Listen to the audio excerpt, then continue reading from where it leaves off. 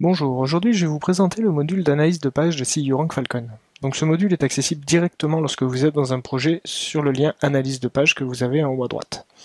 Une fois que c'est fait, vous allez devoir ajouter des URL, vous pouvez en ajouter plusieurs, mais vous ne pourrez en voir que deux simultanément.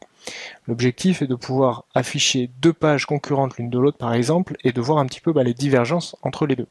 C'est-à-dire qu'ici on va pouvoir avoir des réponses HTTP, donc 200, 404 ou 301.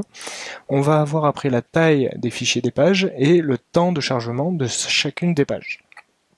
Ensuite, on va voir la structure de la page, c'est-à-dire qu'ici on va retrouver nos deux pages et on va voir le nombre de balises HTML que l'on a. C'est-à-dire que sur les deux pages, on voit bien qu'on a une balise title à chaque fois, mais qu'on a une seule balise H1 sur une page et pas de balise H1 sur l'autre page. Donc du coup, ça permet de mettre en évidence rapidement des problématiques structurelles.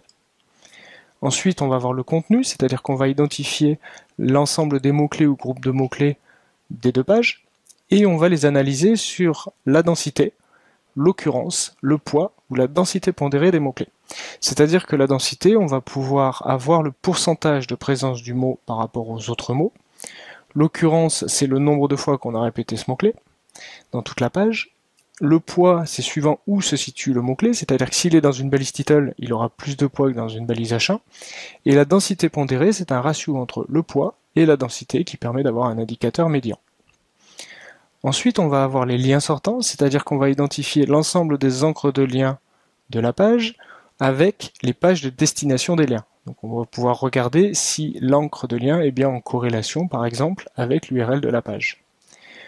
Et pour finir, on va voir donc les images, c'est-à-dire qu'on va avoir un aperçu de l'ensemble des images de la page, le nom du fichier de chaque photo, le poids et la taille en pixels, ce qui peut être intéressant pour des temps de chargement un petit peu longs, et la balise alternative de chaque image, c'est-à-dire que là, on voit rapidement que l'on n'a pas rempli la balise alternative, chose qu'il faudrait faire. Voilà, j'en ai fini pour la présentation du module d'analyse de page. À bientôt.